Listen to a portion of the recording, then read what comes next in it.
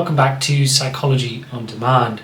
So today I want to talk a little bit about how counselling would move someone from avoidant through to secure. So in counselling there are slightly different principles to CBT.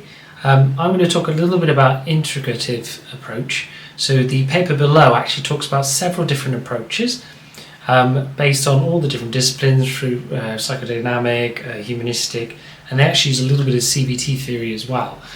So do check out the paper below.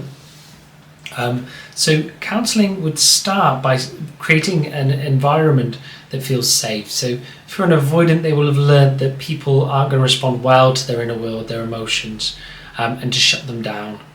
Okay, so this can be quite a scary place for them to start feeling their emotions, because they would have learned rules and ideas from the past that they're going to be rejected, shunned for their emotional experience, and that the therapist can't hold those emotional states.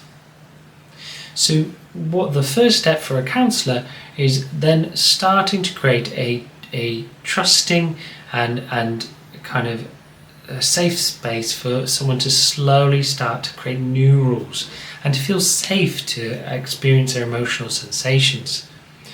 For the therapist, what they start to do is get the person to become in tune with their emotional experience, noticing how they feel, as often this is muted, shut off, or intellectualized for a avoidant.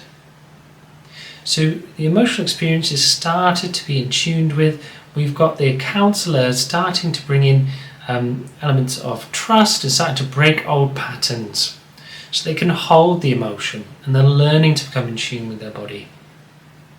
So that's the first step. The second step is really going a step further into this attunement, starting to find out what it is they've shut off from in life, starting to go deeper into this emotional place.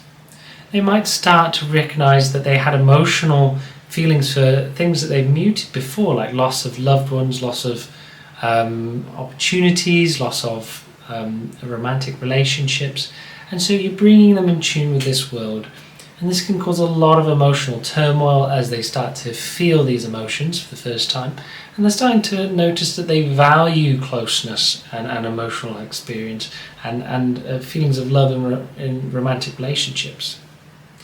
So the avoidant is slowly going on this journey of noticing their inner world, feeling safe, and then slowly starting to understand what's important to them, what they value, by becoming in tune with that inner world.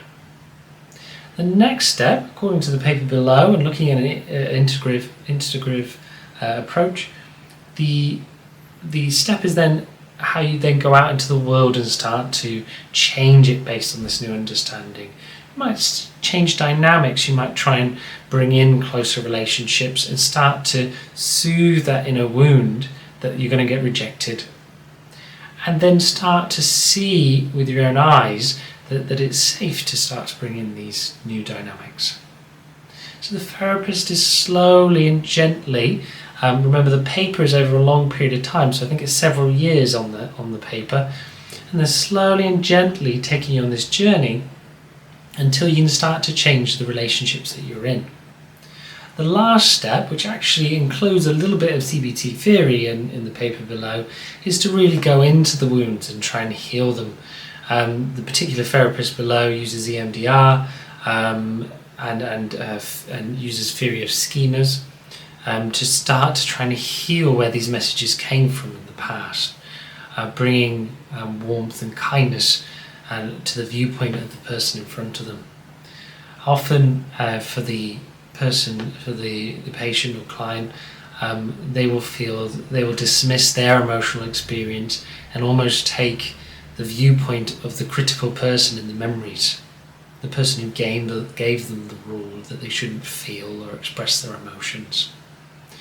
So this is the journey from a counselling point of view, from avoidant through to secure. Now, all therapies are really important. The ones I've listed have all been tested in different ways, And it's not about there being a better route or a better type of therapy. This is a really powerful approach. Next, we're going to look at how CBT does it. Again, all the respect for all the different approaches. This was just a counselling approach, and it's below in the link below. If you have any questions or you want to add anything to what I've discussed, maybe there's something that maybe I haven't quite added into this that a counselling approach might do. Maybe it's something you just want to ask that you want to know a little bit more about. I'm always active on the comments, so please just put them below. All right, thanks for listening. See ya. Bye.